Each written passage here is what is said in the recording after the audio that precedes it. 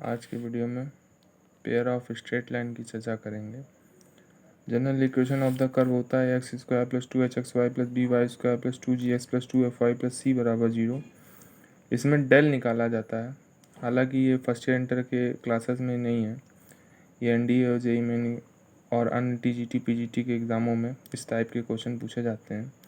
तो हमको इसके थ्रू ये पता करना होता है कि हमारा कौन सा कोनिक्स होगा, सर्किल होगा, पैराबोला होगा, इलिप्स होगा, हाइपरबोला होगा, या पेयर ऑफ स्ट्रेट लाइन में पैरेलल लाइन होगी या परपेंडिकुलर लाइन होगी।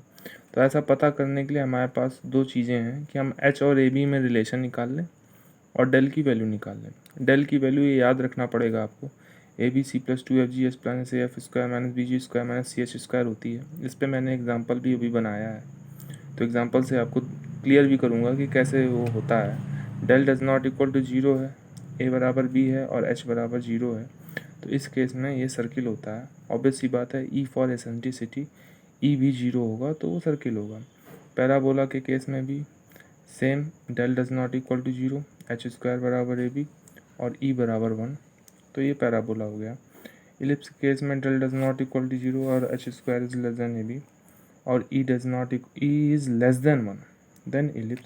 हाइपरबोला में del does not equal to zero, H square is greater than A B, E is greater than 1, this is hyperbola. Rectangular hyperbola के case में del does not equal to zero होता है, H square is greater than A B होता है और A plus B equal to zero होता है। Pair of straight line के केस में अगर डेल बराबर जीरो है तो pair of parallel straight line जो हो जाएगा डेल बराबर जीरो और एच स्क्वायर बराबर ए बी। मतलब डेल बराबर अगर जीरो आता है तो वो पेयर ऑफ स्ट्रेट लाइन हो सकती है। ठीक है, पेयर ऑफ स्ट्रेट लाइन में आइदर वो पैरेलल स्ट्रेट लाइंस हो सकती हैं या परपेंडिकुलर स्ट्रेट लाइंस हो सकती हैं। तो फर्दर आगे चेक करने के लिए हम अगर एच स्क्वायर बराबर ए बी आ जाएगा तो वो पैरेलल स्ट्रेट लाइन होंगी, और अगर परपेंडिकुलर स्ट्रेट लाइन है तो उस केस में ए प्लस बी बराबर जीरो हो जाएगा। मतलब 1 2 3 4 5 केस ऐसे हैं जिनमें del does not equal to zero है और वो सर्किल, पैराबोला, हाइपरबोला, एलिप्स और रेक्टेंगुलर हाइपरबोला शो करते हैं। स्ट्रेट लाइन एकमात्र ऐसी है जिसमें del is equal to zero आता है। लेकिन बात यहीं ख़त्म नहीं होती है, हमें पैरेलल स्ट्रेट लाइंस और परपेंडिकुलर स्ट्रेट लाइंस के बीच में भी डिस्टिंग्विशन करना होता है। तो इस तरीके से ये ट्रिक या फॉर्मूले हैं। अब जैसे मैंने एक क्वेश्चन लिखा है, इसको मैं कंपेयर करूँगा। ये मेरी स्टैंडर्ड इक्वेशन है ए बी सी प्लस 2hxy। इससे कंपेयर करने पे ए बी सी और जी एच के मान आ गए। ठीक है, उसके बाद मैंने डेल की वैल्यू, ये जो A B C plus 2fg minus A F square minus B G square minus C H square है, वैल्यूज़ रख दी तो -100 आ गया, जो कि does not equal to zero है। इसका मतलब del does not equal to zero है। अब मैंने H square minus A B check किया तो वो जीरो आ रहा है, इसका मतलब एच स्क्वायर बराबर ए बी आ गया। ये सारी वैल्यूज़ मैंने इसमें रखी हैं। तो ये किस केस के लिए होता है, del does not equal to zero H square बराबर A B, del does not equal to zero H square बराबर ए बी, ये तो पैराबोला का केस होता है। तो इसलिए ये जो मेरा गिवन कोनिक्स है ये पैराबोला है। एनडीए की RS अग्रवाल की किताब और भी हरियंत की जो आती हैं किताबें, उसमें इसके काफ़ी सारे क्वेश्चंस हैं जो इन सबसे हो जाएंगे। और भी कुछ फॉर्मूले हैं, इम्पॉर्टेंट फॉर्मूले हैं, एक ही जगह पे मैंने सारे लिख दिए हैं। तो जैसे लाइंस पैरेलल होंगी तो a बाई एच बराबर एच बाई बी बराबर जी बाई एफ। अब इधर से देखिए एच स्क्वायर बराबर ए बी, क्रॉस मल्टीप्लाई, यही पैरेलल लाइन के लिए एच स्क्वायर बराबर ए बी यहाँ पे हमने सिखाया था ना। ये एच स्क्वायर बराबर ए बी पैरेलल लाइन के लिए, पैरेलल स्ट्रेट लाइन के लिए, पैरेलल स्ट्रेट लाइन के लिए एच स्क्वायर बराबर ए बी सिखाया था ना, तो वही चीज़ यहाँ से आ गई है।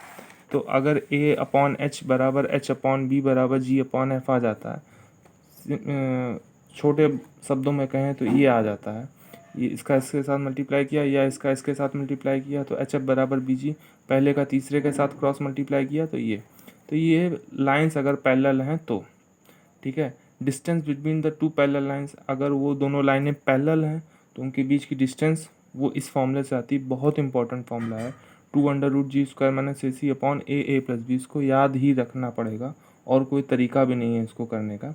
कि मतलब कहने का है, अगर पेयर ऑफ स्ट्रेट लाइन का सवाल है, कैसे पता करेंगे पेयर ऑफ स्ट्रेट लाइन का सवाल है, उसमें एच कटर में ज़रूर दिया होगा। एच कटर में दिया तो मतलब पेयर ऑफ स्ट्रेट लाइन का सवाल है। तो फिर उसमें लाइनें पैरेलल पहले पता करना पड़ेगा। पैरेलल पता करने के लिए हमको ये कंडीशन सेटिस्फाइड करानी पड़ेंगी। कंडीशन सेटिस्फाइड होती हैं तो उन पैरेलल लाइन्स के बीच की जो डिस्टेंस होगी वो इस फॉर्मूले से निकाली जा सकती है। चाहे इससे निकालिए चाहे इससे निकालिए, एक ही बात है, ठीक है। ऑप्शनल क्वेश्चन में ये बहुत पूछे जाते हैं। अब देखो the point of intersection of lines. अब जो पेयर ऑफ स्ट्रेट लाइन्स हैं तो दो स्ट्रेट लाइन होंगी, वो कहीं ना कहीं आपस में एक दूसरे को कट करेंगी। तो जो पॉइंट ऑफ इंटरसेक्शन है उसके जो कोऑर्डिनेट होते हैं वो इस तरीके से H F minus B G upon A B minus H square, G H minus A F upon A B minus H square. ये तो डिनोमिनेटर तो दोनों का सेम है तो याद रखने में आसानी होगी। न्यूमरेटर याद करना थोड़ा सा मेरे लिए भी मुश्किल था, तो हमने ये एक छोटी सी ट्रिक है कि हाफ बैग लेकर हज आरिफ गया, हाफ बैग लेकर हज आरिफ गया। हाफ का मतलब एच एफ, बैग का मतलब बी जी, लेकर का कोई मतलब नहीं है, वो मतलब बनाने के लिए मतलब लिया है। हज का मतलब एच जी, जी एच ना लिख के एच जी मन में समझिए, हज माने एच जी, आरिफ का मतलब ए एफ। तो इससे ऊपर वाला क्लियर हो जाता, नीचे A B minus H square. ये ई बराबर 1 for parabola, E is less than 1 for ellipse, E is greater than 1 for hyperbola, और साथ में एस पी बराबर ई पी एम। ये चारों केस में हम लोग निकाल सकते हैं, ठीक है। पी फोकी होता है, एस उस पर कोनिक्स पे कोई पॉइंट होता है, पी एम मेरी डायरेक्ट्रिक्स होती है, ठीक है। तो ये आप जानते होंगे, ये कोनिक सेक्शन का इम्पोर्टेंट फॉर्मूला। और इसी में एक चीज़ और जोड़ लें कि ई बराबर 0 फॉर सर्किल। तो इस तरीके से पूरा कोनिक सेक्शन इतने में ख़त्म हुआ है, ठीक है। तो उम्मीद है ये वीडियो आपको अच्छा लगा होगा। अच्छा लगा हो तो इसको लाइक और सब्सक्राइब और शेयर करना ना भूलें। Thank you.